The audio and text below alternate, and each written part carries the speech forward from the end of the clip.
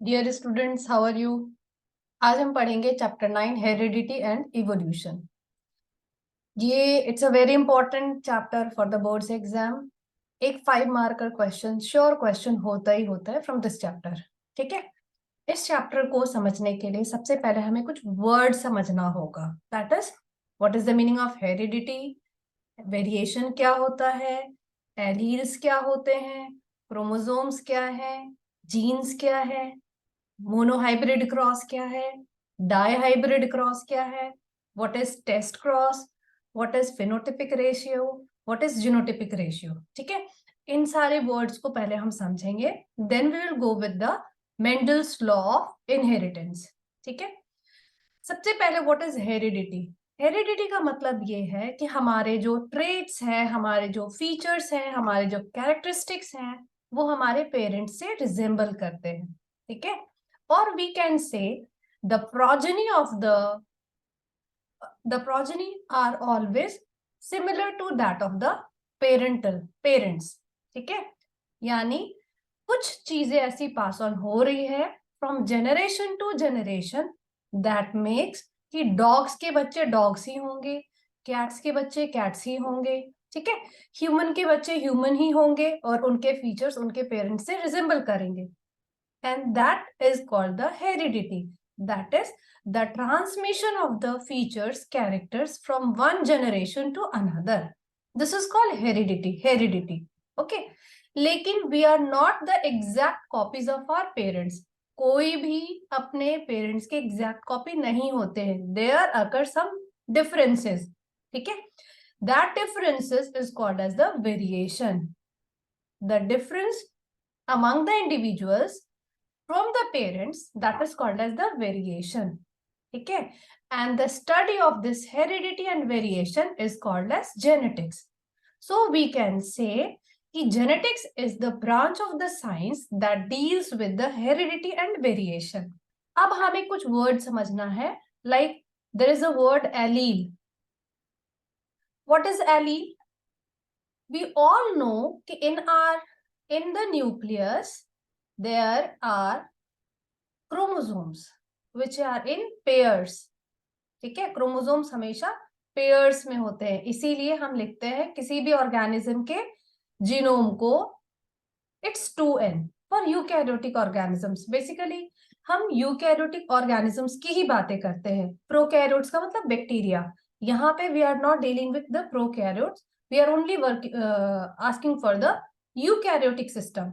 So in the eukaryotic organism there is the nucleus which is the controlling center, और nucleus के अंदर there are some thread like structures जिसको हम कहते हैं the chromatin material which is in the entangled mass collection होता है। ठीक है, और जब सेल डिवाइड होता रहता है तो this entangled mass gets condensed and becomes short statured structure जिसको हम कहते हैं chromosomes.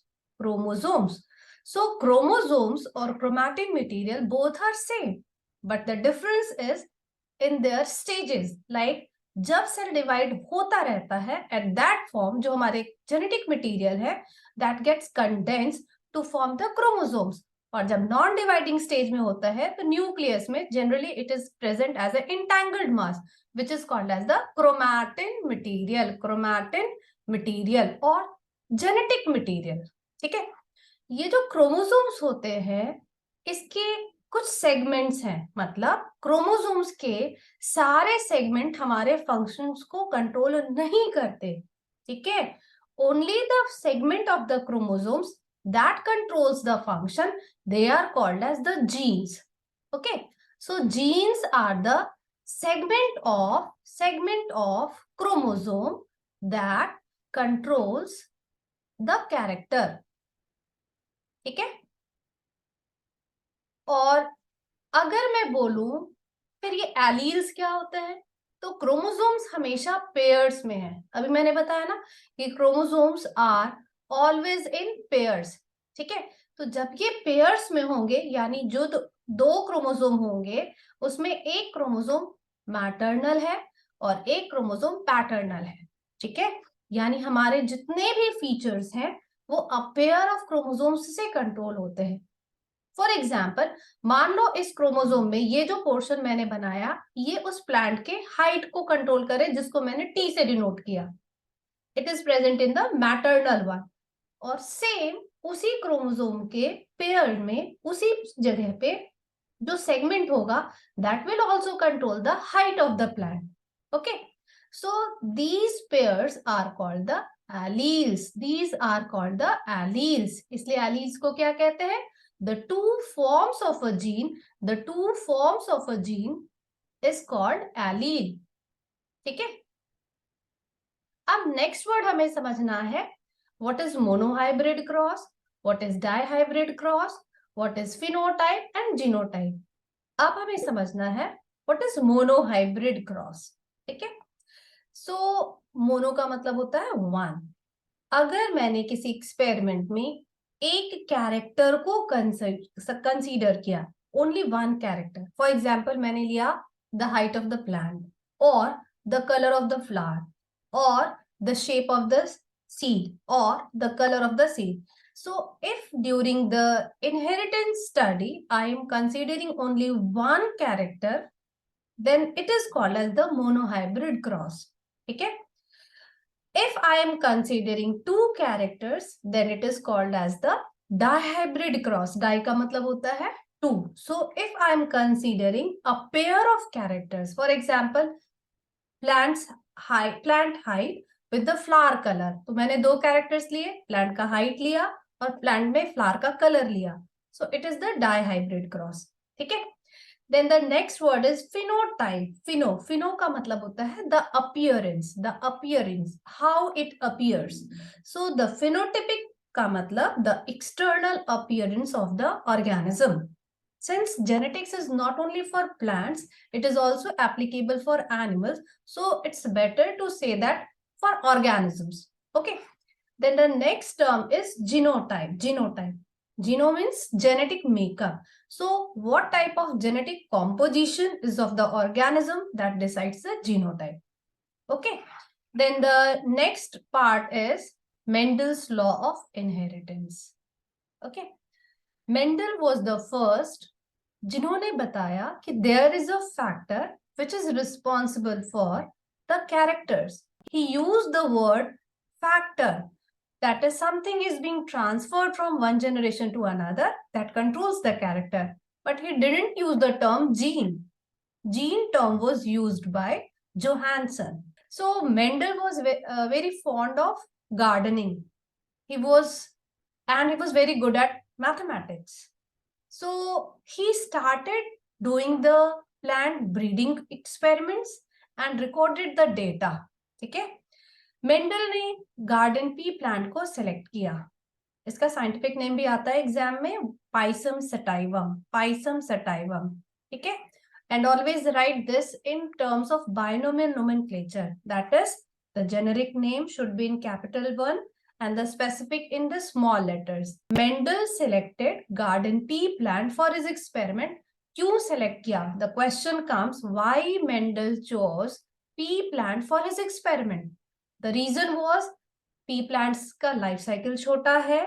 They having the bisexual flowers. They were very easy to grow and it had 7 contrasting characters. ठीक है.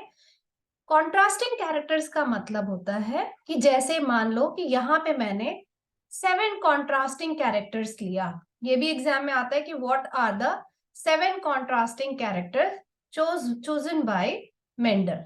ठीक है.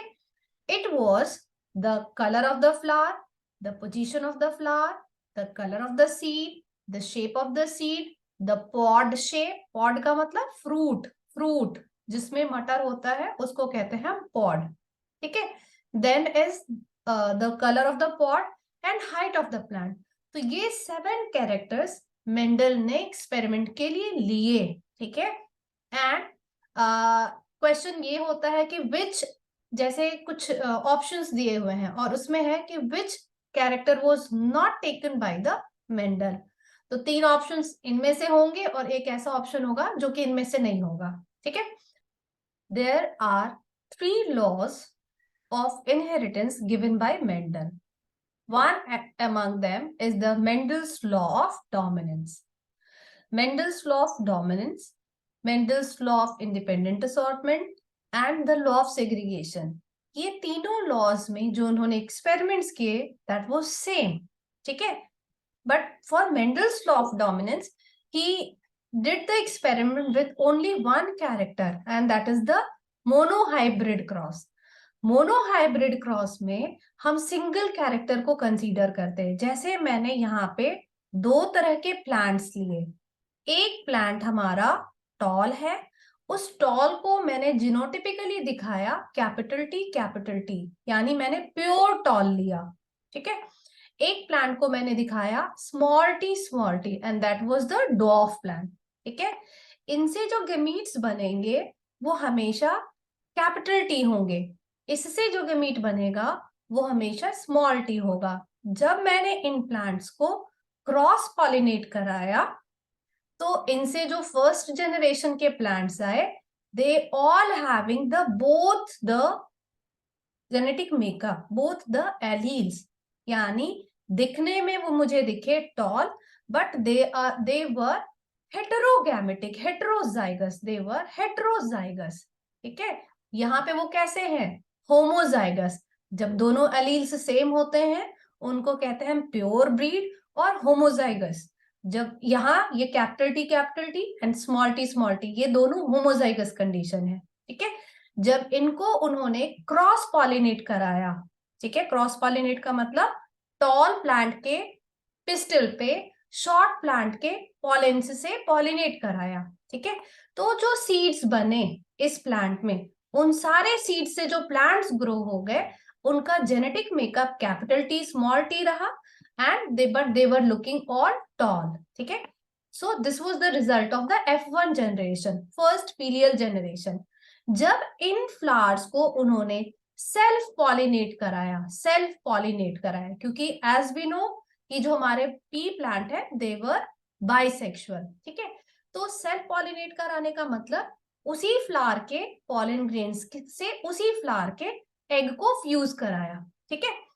Here two types of gametes form, यानी males में भी कैपिटल टी स्मॉल टी और फीमेल्स में भी capital T small T gametes बने, ठीक है. अब जब इनको मैं क्रॉस कराऊंगी, this is the way of writing. Gametes को मैंने लिखा पहले दोनों मेल और फीमेल गेमीट को, उसके बाद मैंने ये पंच स्क्वायर बनाया और यहाँ पे मैंने इस तरह का साइन यूज किया, ठीक है. कैपिटल टी को जब हम फ्यूज कराएंगे it will form capital T small T से capital T small T. Again हमेशा हम कैपिटल को बाहर पहले स्मॉल को बाद में लिखते हैं and this is small T. So ये वाले जो क्रॉस थे दे वर टॉल, ये वाला भी they were tall, this one is also tall and this one is dwarf, ठीक है. And this was for the F2 generation. So in F2 generation, there were 3 tall, 1 tall, 2 and 3. 3 tall plants, okay? And one was the dwarf plant. ये दिखने में हुए. So the phenotypic ratio in the monohybrid cross हमारे क्या है? 3:1. So I have written कि phenotypic ratio 3:1. And genotypic ratio क्या हुआ हमारा, इट इज 3A. इसका जीनोटाइप अलग है, इन दोनों के जीनोटाइप सेम है, इन दोनों का जीनोटाइप सेम है और इसका जीनोटाइप अलग है, यानी आई got the result for genotype 1:2:1. एक मुझे ये कैपिटल टी, दो मुझे कैपिटल टी स्मॉल टी और एक small T. So this was the genotypic ratio of the monohybrid cross, okay. ये जो हमारा पिक्चर है, this picture is showing the experiment done by the Mendel, कि हाउ ये एक डायग्रामेटिक रिप्रेजेंटेशन है. ये इट्स अ डायग्रामेटिक रिप्रेजेंटेशन कि मैंने टॉल प्लांट को ड्वार्फ प्लांट से पॉलिनेट कराया, F1 जनरेशन में सारे टॉल प्लांट्स आए, ठीक है. ये फिनोटाइप दिखा रहा है and this is showing the genotype, ठीक. फिर जब मैंने उस F1 जनरेशन के जो प्लांट्स थे वो हेट्रोजाइगस थे, उनको जब मैंने क्रॉस कराया, हेट्रोजाइगस यानी सेल्फ पॉलिनेट कराया, नॉट क्रॉस, सेल्फ पॉलिनेट कराया, तो सेम गेमीट्स दोनों में बने, capital T small T, capital T small T. और मैंने ये पानेट स्क्वायर जब किया तो I got the ratio phenotypic 3:1 and the genotypic 1:2:1. ठीक है, then how come we know that जो हमारे F1 जनरेशन में जो प्लांट्स थे वो सारे टॉल थे, बट F2 जनरेशन में जो प्लांट्स आए वो टॉल भी थे एंड ड्वार्फ भी थे, ऑल्दो द रेशियो वाज 3:1. लेकिन where this dwarf came, that means कि F1 जनरेशन में जो हमारे प्लांट्स थे they were also having the allele for the dwarfness. इसका मतलब कि in the heterozygous condition, one gene gets expressed, one gene or one allele get expressed and the another allele get masked. The gene which is the allele which is expressed is called as the dominant allele and the allele which is masked is called as the recessive allele. Okay, the law of dominance states that in the heterozygous condition one allele gets expressed which is called as the dominant allele and the another allele which is suppressed or masked is called as the recessive allele or recessive gene. Okay, that's why it is called as the law of dominance. And क्योंकि F1 generation में दोनों alleles present थे, but since small t was the recessive one, so it was not expressed. But जब F2 generation में it got expressed in the terms of 3:1 का ratio. ठीक है, यानी one part dwarf भी आए, 3 tall and 1 was dwarf. So there is a question कि genes are inherited but not expressed. How will you justify this? You have to write in terms of the monohybrid cross. Okay. Now the next law is the law of independent assortment. ठीक है, law of independent assortment को समझने के लिए हमें word समझना है dihybrid cross.